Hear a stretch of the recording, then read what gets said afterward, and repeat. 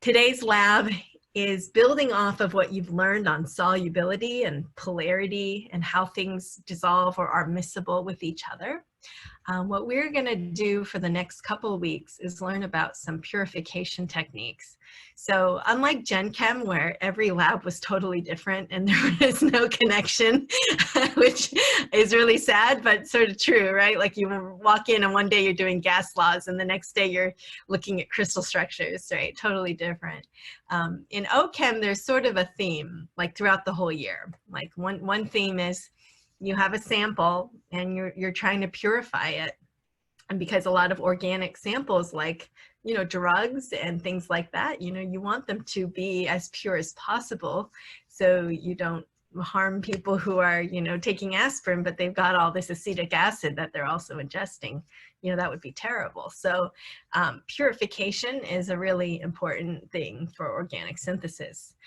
And then later, as we move into the quarter, you'll be making things or synthesizing molecules. And sometimes that involves purification following that. So these are just building blocks for your organic lab techniques. Our first one is called recrystallization. All this should be pretty new to you if you've never had organic chemistry. So if you feel a little bit like, whoa, I never even heard of this stuff, that's normal, okay? So I wrote down some notes of some key takeaways, but I'm gonna be explaining it after I read this. Recrystallization is a purification technique. That means you've got impurities or things you don't want in your sample, and you're through a method of, manipulation, you're going to be purifying it so you only have the sample with the compound you want, hopefully. Okay, so normally it's not 100% pure, but you could do a pretty good job of gaining purity through these steps. It employs differences in solubility between the solutes, or your sample is composed of, several molecules, and they should have different solubilities with a given solvent. Now it's up to you to decide what that solvent is, and so we'll be talking about how to choose an appropriate solvent. But the general idea is that the sample contains multiple compounds, and the compound that you want to isolate often has a higher solubility at higher temperature. So when you heat it up, it dissolves, and when you cool it down, it precipitates out. And either that's the compound you want or the desired compound, or it could even be the impurity that does that, and you work around it to get the other component that you really want. So there are multiple ways to work around these differences in solubility, but that difference in solubility is really key. If you took a molecule and another molecule that you don't want, heated up and dissolved and also precipitated, behaved just like the molecule you wanted, that would be terrible, right? You would constantly have this impurity doing everything the molecule that you want does, So that's not good. All right, so it's really important to find that right combination, that your solute that you want and the right solvent that will interact with it in a way that's different from how it interacts with the impurities in your sample. All right, and the solute of interest, I think I talked about, could be what precipitates, or maybe the impurity precipitates and, your other stuff stays dissolved and you can work that up. Solvent choice is critical, so that means you need to consider polarity and solubility, and which is why we did the lab last week about that. The effectiveness of your technique, so how well did you purify this sample? You can actually trace that or track it. You can do that by melting point, or you can use infrared spectroscopy, which we talked about the first week, and look for functional groups that show, oh yeah, that functional group's not present, so I did a good job getting rid of that. Or, oh, my compound, it has an OH group, and I see that in my IR. So IR could also be used. Recrystallization is very hands-on. It's an art and a science. It doesn't work perfectly, and you really need to develop a skill for it. So unfortunately, we're not in the lab to be able to get our hands on it, but I think some of you may just know from experience of like just taking you know, sugar. I have sugar on my table. Why? I was drinking tea earlier. And sucrose, right? As it's a solid, you dissolve it at high temperature. So when I use hot tea, dissolves very well. And if I add a lot of sugar and I let it cool to just enough, you know, cool enough temperature, it'll start precipitating out, right? So you sort of already know that concept. We're just now applying it to multiple compounds. Let me give you some visual ideas here of what's going on. Okay, so let's say that I have a compound or a sample, okay, and my sample, I might put it in a flask. All right, and let's say the molecule that I want are these. All right, and I'm going to dissolve it in some kind of solvent that allows for those particles to break away from their lattice structures and really become solvated in that solvent. And let's say that that solid also had some impurities in it. So let me just draw, like here was the sample, and here's some impurities in that sample. Okay, these red specks. Okay, so when you look at this, you don't, you know, this is a solid sample, and you can't really pull out the red specks because they're really ingrained in these crystals. So it's not like this manual labor kind of thing. It would be impossible. So what you want to do is you want to dissolve it into some solvent that works to dissolve both of these things, the thing that you want, the thing that you don't want, dissolves everything. So you pick a solvent that dissolves everything at high temperature. Okay, so what does that mean?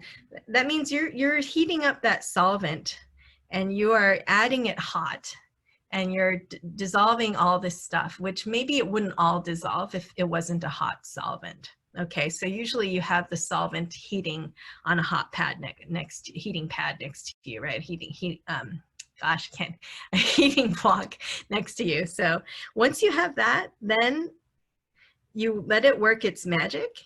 And there's two scenarios. One is the more common one, which is what you guys will be dealing with in part A of experiment 3.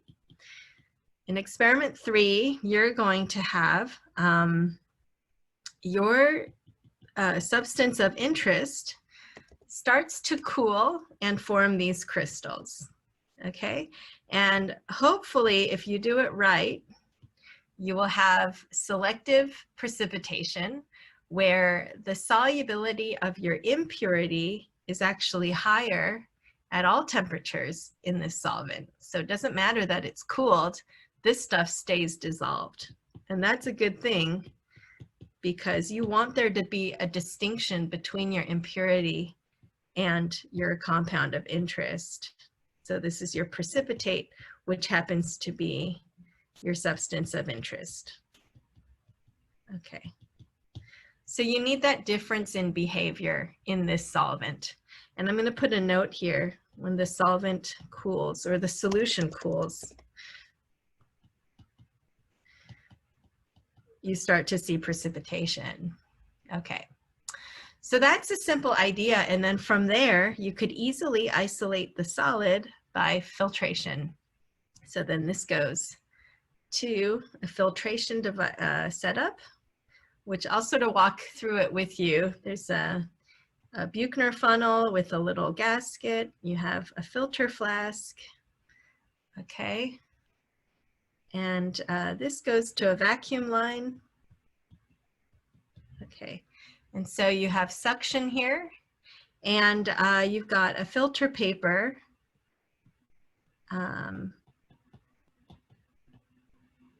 And you're going to actually take this whole thing and you're going to pour it into the funnel, and you'll end up with your solid up here, right? And hopefully that liquid stuff right in here, hopefully that liquid will all contain the impurity. Here, there's the liquid, okay? It's not necessarily blue, actually it's colorless, but let's say it just goes through. And, you know, in an ideal situation, your impurities will just be filtered right through because they remain dissolved in that solvent. Okay, so at its simplest and at its most ideal, This is sort of the idea of, you know, the hands-on meets the brain, you know, the theory behind how this works is all based on solubility precipitation. Okay, now let's go into depth though, because this is the ideal. Okay, it doesn't work this well in real life, and it's not necessarily our fault. We can't do anything to make it better. It's just part of nature that it doesn't separate this cleanly. Okay, so first of all, let's talk about this first step here. Okay, so yeah, you pick a solvent, you heat it up. Usually we use something that's intermediate polarity, because that tends to work really well being in the middle.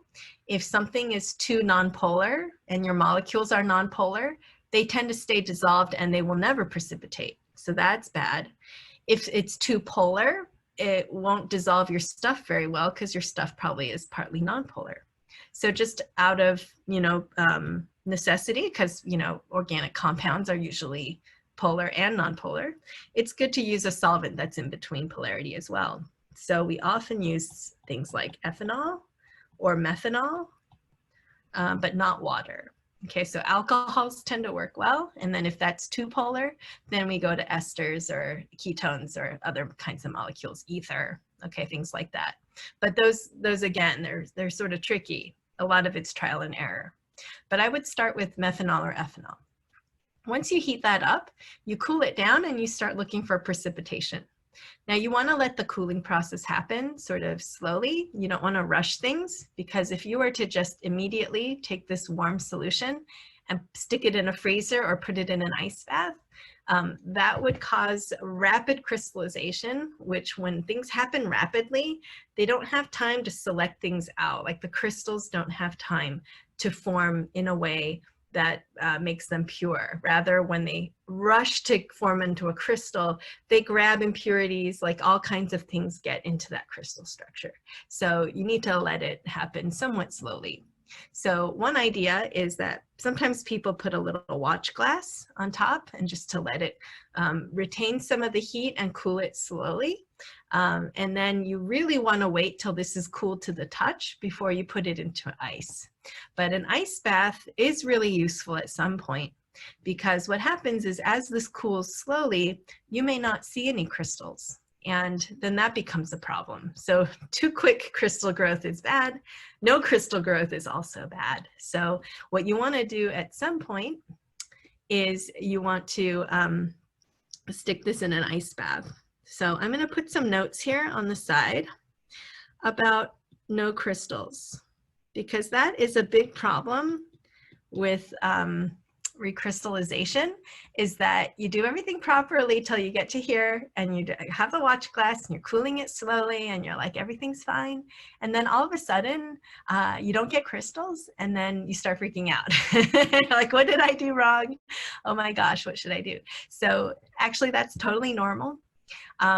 First thing you should do is put it in an ice bath. Hopefully the ice bath will help you induce recrystallization. As this gets even colder, solubility will drop tremendously and your precipitate should start forming. But even then, it's possible for it to be cold enough where you would expect crystals, but you don't actually get them yet.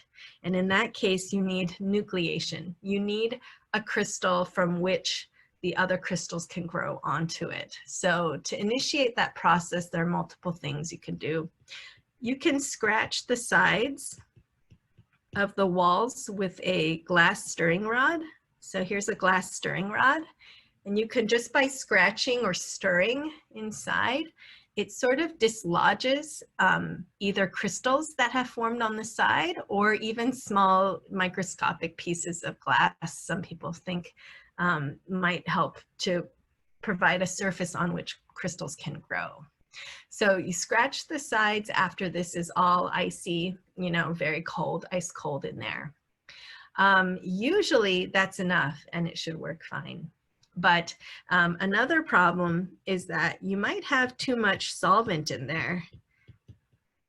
You guys know that if I had my tea and I had my sugar in my tea and I wanted that sugar to precipitate, the more I evaporate the liquid, the more the solid is likely to form, right? If I had so much water in here, I would never expect any precipitation because the solubility would go to infinity with more solvent. So I really want to reduce the amount of solvent such that the particles can collide with each other and form these crystal lattices. So if I still don't see any solid, I might consider returning this to the heating element and just letting it evaporate a little bit more solvent, because you need that correct ratio of solid to liquid to get that precipitation happening. Okay, so that's why it's a good idea at the beginning not to add too much solvent. Okay, you want to add just enough that the solid dissolves. If you add too much, you won't get crystals. All right, and our last thing you could do is you could seed the solution. And what that means is you drop in maybe a neighboring group of yours, some friends in the lab, have some sample. They did theirs correct, not correctly, but they did theirs successfully. And maybe you just want to borrow a little bit of their sample and drop it into yours. So here's, let's say you didn't have anything in there and you want to just drop in some crystal from a group. So it drops into solution, and then other molecules like it from the solution start to sort of form that lattice and grow from that. So it's nucleation, basically. Okay, so that's called seeding the solution. Provide some of those sample particles and grow the crystals from that. And that's totally fine to do. And you can have all these problems and still be doing it correctly.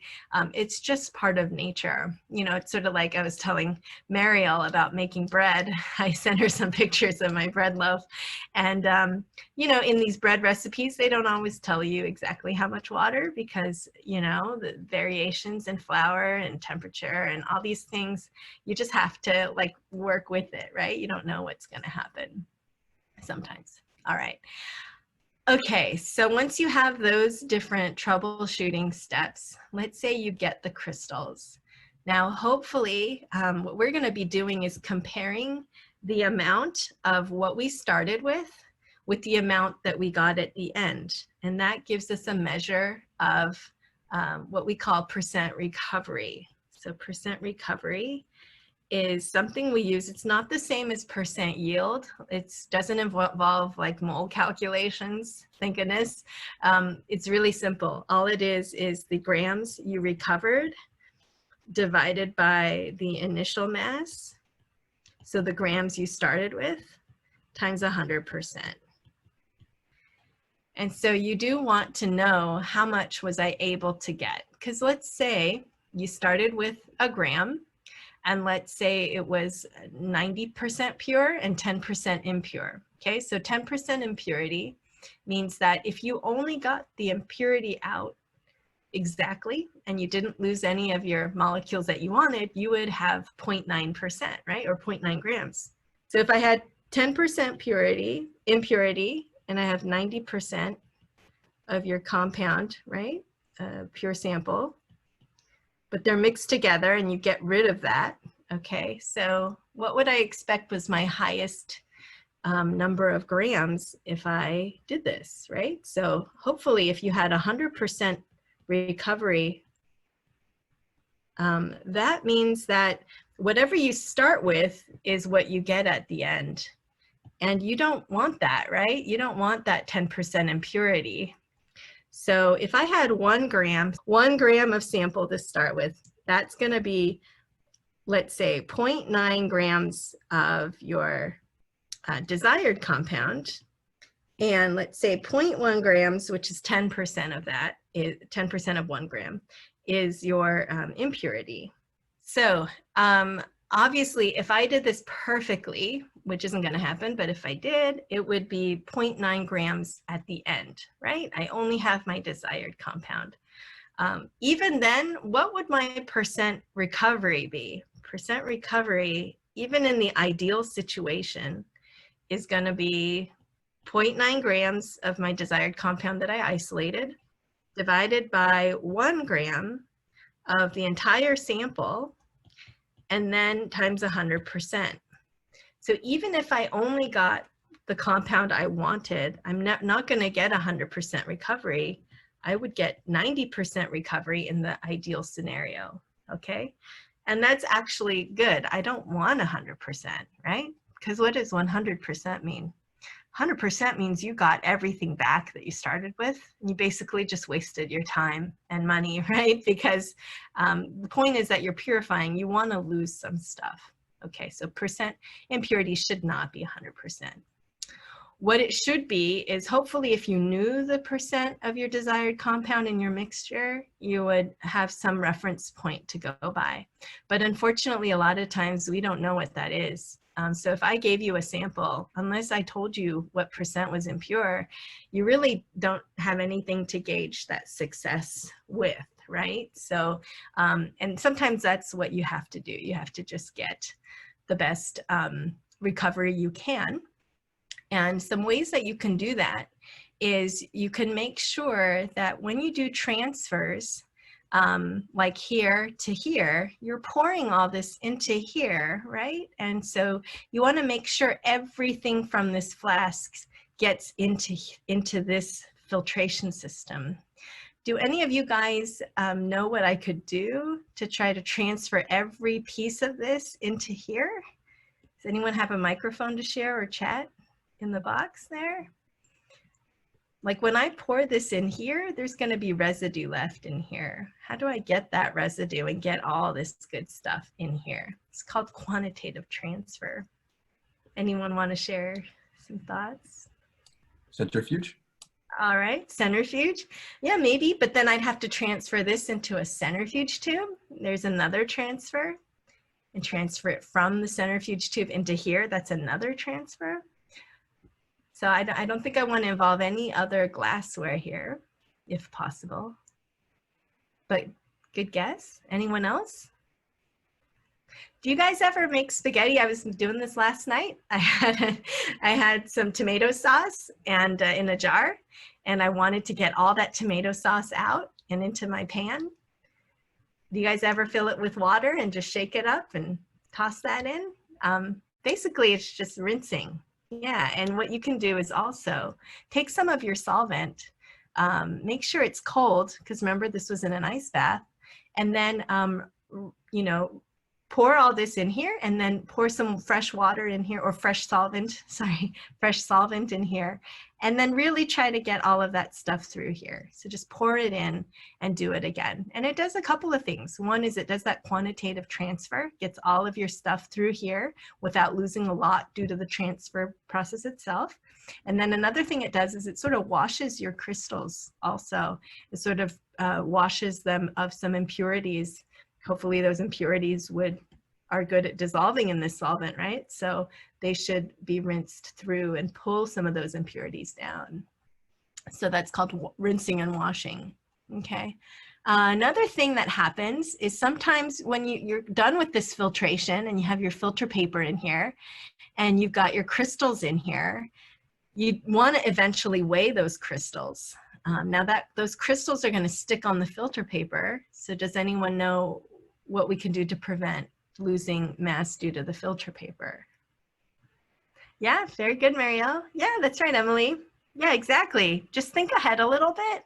And before you use your filter paper, it's a good idea to pre-weigh it. Okay, so you weigh the filter paper by itself, you put it in the funnel, you do the filtration, you let it pull air for like, 5 minutes to dry the crystals somewhat. Then you can weigh the whole thing, the filter paper plus the crystals, and subtract the mass of the filter paper. Okay. Yeah, and you could zero the scale with the paper if you had your own scale, but usually you're sharing it with, 11 other groups in class, and you can't do that. So always just weigh it. Okay, perfect. Okay, so I think we've talked about some of the main ideas with recrystallization, and at the end of this, you get a percent recovery, but you don't get a sense of how much more pure these crystals are. Did you do a good job in separating out, you know, your desired compound from your impurity. So how you would know that is different from just weighing, right? You could be weighing stuff that is impure and you're thinking, wow, that's a really good job, but you really have no idea unless you check for purity specifically. Rizmina says, do we have to air dry before weighing the crystals? Yeah, usually you don't want solvent in there. And that's maybe another thing to talk about is what happens when you have a higher recovery than possible. Like if you have over 100% recovery or you have over the expected amount. Let's say in my example, I expected 90% purity, right? At least if I did a really good job. But what if I got 95 or 100% recovery? That means I've got extra stuff in there than just the stuff I wanted. So I probably have some impurity still in there. And maybe I even have some solvent in there if I'm greater than 100%, which only accounts for the sample, not for the solvent or anything additional that you introduce. So that would explain usually over 100% recovery or greater than expected in any case. That's usually due to the crystals being wet. Okay, it could also be anything else that's not already in there. So maybe you have not just this impurity, because even with this impurity, it would still be 100% max. So if you're talking about over 100%, there must be some other thing besides these compounds contributing to that. So either wet crystals or other possible contaminants that you have introduced to your sample that wasn't there from when you started. Okay, all right. Next, I want to talk about assessing the purity of your sample then. Okay, how do we know what a great job we did with the purity, with really separating out the impure from the, you know, the crude sample is what we call this, crude.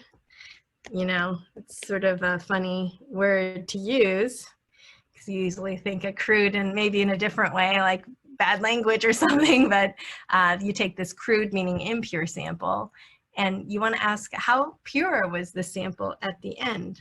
And hopefully your answer is, well, it was more pure. It may not be 100% pure though. Now, why wouldn't it be 100% pure? Like even if you did everything perfectly, in the best case scenario, and you really let it cool down and you had the crystals at the bottom and you let it sit there for a while, and this stuff here was still dissolved, and you could even verify by taking this liquid. This liquid's called the mother liquor, by the way, which is also a funny term because it contains the stuff that was there before, so sort of like the parent. So anyway, the mother liquor, you take that and you can evaporate that and you can verify you have impurities in there. But even then, it's not 100%. Because some of your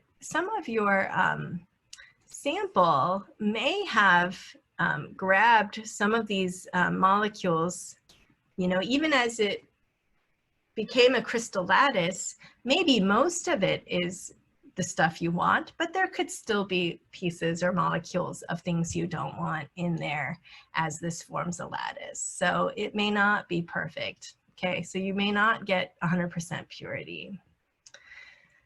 And that reminds me too about recovery. Even if you reduced all the transfers and you did the rinsing and you did all those things we were talking about, there's still going to be some amount of your sample that you want that may still remain dissolved also. So not only are you losing the impurity, right? You're losing the 0.1 grams, for example, because that's the impurity you want to lose, but you're also going to lose some of this desired 0.9 grams because some of it will remain dissolved. Okay, so, and we can't do anything really about that other than try to find a better solvent.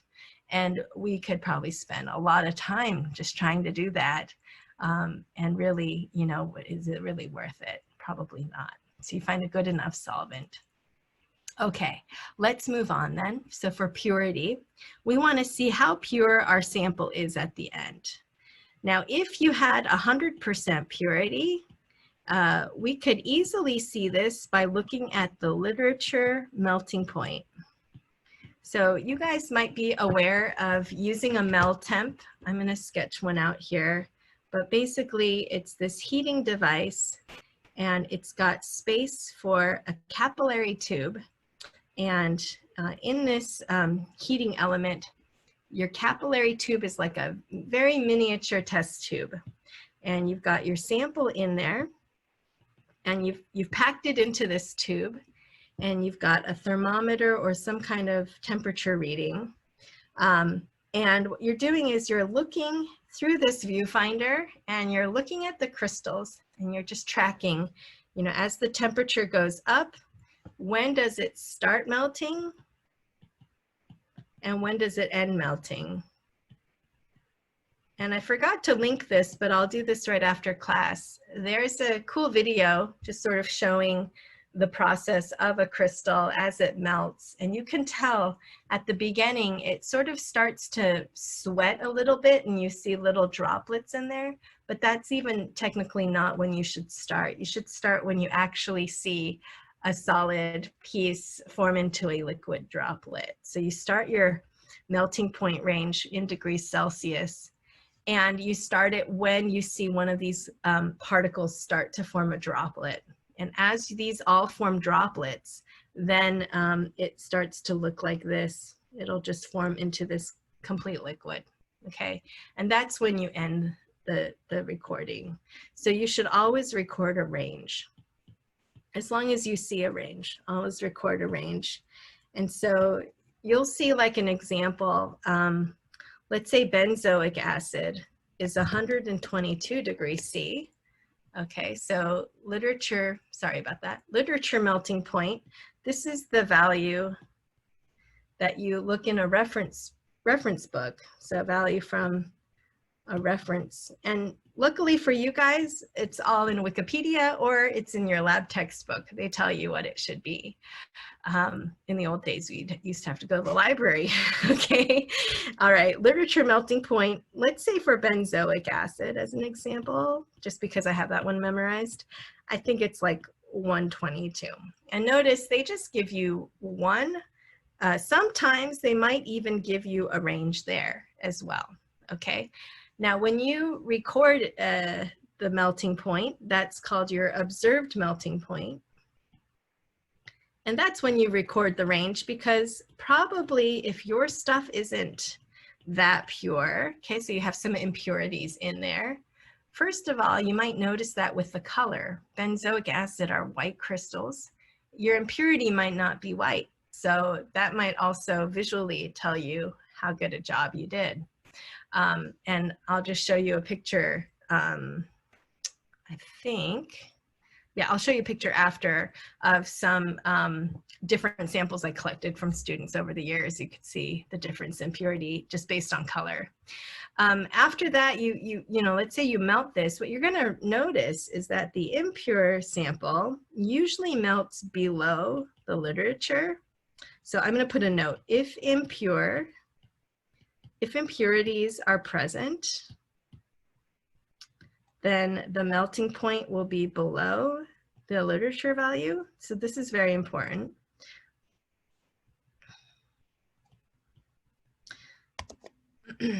Observed melting point will be less than the literature value.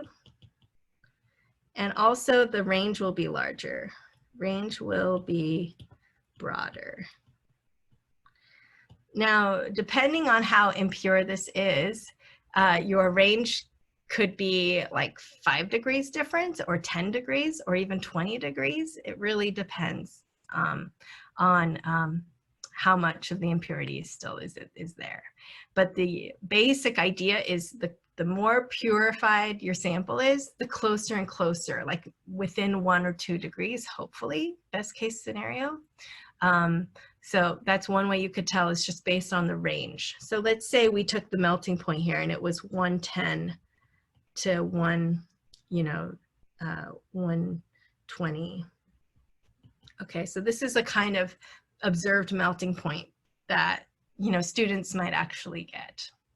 And you can see two things.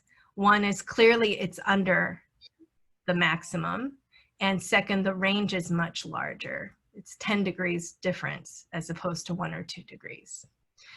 Okay, now maybe we started with something that was even worse, right? Maybe we started with something that had a 20-degree range and was much lower than 120 even. So in that kind of scenario, you know that you've done some purification. So it's just a matter of improving your technique or finding a different solvent or something like that. Okay, so those are the main ideas. Are there any questions with anything I've sort of talked about? So the idea behind different solubilities, the percent recovery and what that's all about, and also the purity and taking a melting point. Caitlin asks, can you explain again how the impurity remains dissolved? Yes, yeah, exactly. It's all solubility. And it's all based on just choosing a solvent that is really good at dissolving one thing in here, but not the other thing. And hopefully that it's good at dissolving everything at high temperature, but it's that difference in temperature that results in whether one precipitates out or one remains dissolved. I've been giving you an example of when what we want or the desired compound precipitates, and then we just do filtration.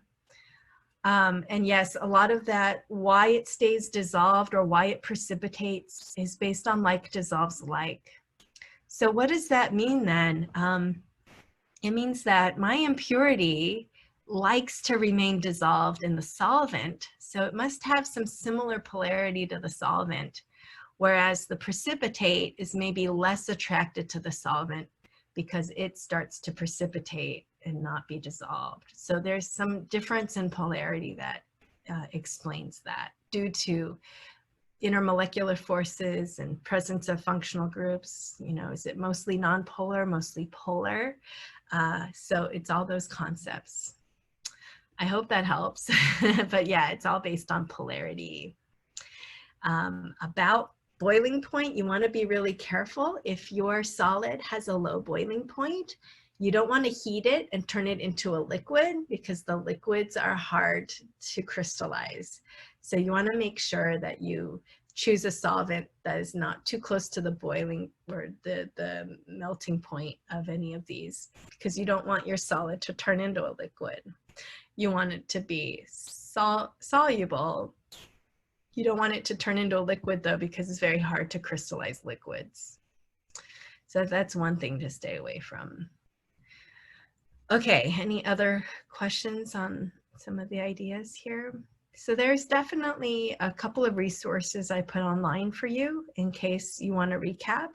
And there's also the lab textbook. The reason why it's so large is because the lab experiments are in the first half and the techniques are all explained in the second half of the book. So if you go to the second half of the book, the chapters are called technique, blah, blah, right? So you pick the technique crystallization. If you want to read more about this, there's so much more detail into the theory. And it's also a good resource if you just want to look up, some ideas there. Okay, quick question for you. See if you guys are paying attention or thinking about this, right? What if I throw out this new scenario now, okay? So let's say that the stuff that you want in your sample doesn't precipitate. It's actually the impurity that precipitates, and you just happen to want the stuff that's dissolved. Does anyone know if it was flipped like that, what could you do to recover the sample that you want, which would be dissolved in the mother liquor? I think we talked about it a little bit, but does anyone want to take the mic or share in the chat box? What could we do to recover what's in the mother liquor instead of the precipitate, which might be the impurity, stuff we don't want? Can we evaporate at the end? Yeah, so we would still filter it, Mhm. but we want the mother liquor, so we don't want this stuff. We take this and we evaporate it. Yeah, very good. Yeah, thank you so much. That's correct. Okay, so sometimes you filter out the stuff that you don't want because that's what precipitates. And then the stuff you do want should be warm and remain dissolved. So sometimes you do what's called a hot filtration, and then that stuff goes through, and then you cool that down or you evaporate it. Okay, well, good. Okay, glad to hear that. Okay, so let me walk through the assignment real quick, and then that's it for today. Okay, so all the labs are posted in the lab module, and I posted for you a really cool demonstration of, shucks. Okay, I usually don't like playing videos in Zoom because it usually doesn't work very well.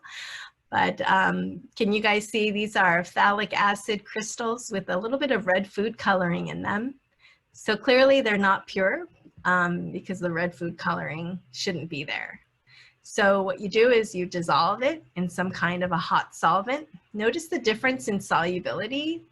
Notice the difference in solubility. At 100 degrees C, 18 grams is soluble, but at 14 degrees C, only 0.54 grams is soluble. That means as you cool this down, phthalic acid is going to be precipitating out. All right. So you use a minimal amount of solvent. In this case, they're using water because water is really good at dissolving the red food coloring, and hot water is okay at dissolving the phthalic acid also. And this part's really cool because you could see that they did this time lapse and you could see the crystals growing. It's always fun to watch crystals grow. All right, now you guys notice that liquid, the mother liquor, is pink, right? And that's from that food dye that they used. And then once they do this, that liquid contains a lot of the food dye, and so that liquid will be pink. And there it is, the mother liquor. And then they filtered out the purified phthalic acid. Okay, and here was the original sample for comparison. All right, so hopefully that helped you sort of see all those ideas in theory worked out in the lab. Okay, I don't know if that video worked out very well over Zoom, but the link is there for you to see. And I also included the structures of phthalic acid and the food coloring. I believe they might have used a little bit of Allura red, which is food dye number 40. You can see, even though it's got nonpolar parts, it's also got pretty polar parts because it's charged, right? And that's something you learn in experiment 2D, was if it's charged, it's very water soluble. So this is more water soluble. So that passes through, it remained in the mother liquor dissolved. And then phthalic acid is less soluble in water because it's neutral, even though it's got hydrogen bonding available. It's also got a nonpolar part right here. And it's an interesting name, phthalic acid, right? You might want to look up, I don't think it has anything to do with anything bad or anything. I think it's a historical name. All right, for recrystallization, I put Professor Dave Explains video. He does like a 5-minute overview, so that might help you with some of the main points of this as well. I would love for you guys to watch this video from Eastern Kentucky. This one walks you through an actual recrystallization from start to finish. It's a little bit more complicated than the one we just watched together. Okay, so it'd be great for you to see that one. And then this is just a PowerPoint lecture from University of Illinois. They go into a little bit more detail than I did today. So if you wanted to see that, you can, it's optional. All right, the lab itself, some of you don't have the lab textbook quite yet. So I did just scan some of those pages just until you get your book. And some of those post-lab questions are here at the end. What you guys will be focusing on is part A. A is the main recrystallization technique. And then the lab report refers to part C and part D as a theoretical experiment for you to think through, thought experiment. Okay, so you would read about parts A, C, and D, and then you can fill out the template, which is actually not that long. So, but a lot of the ideas are probably new to you, so you may need to do some reading and watching of some videos.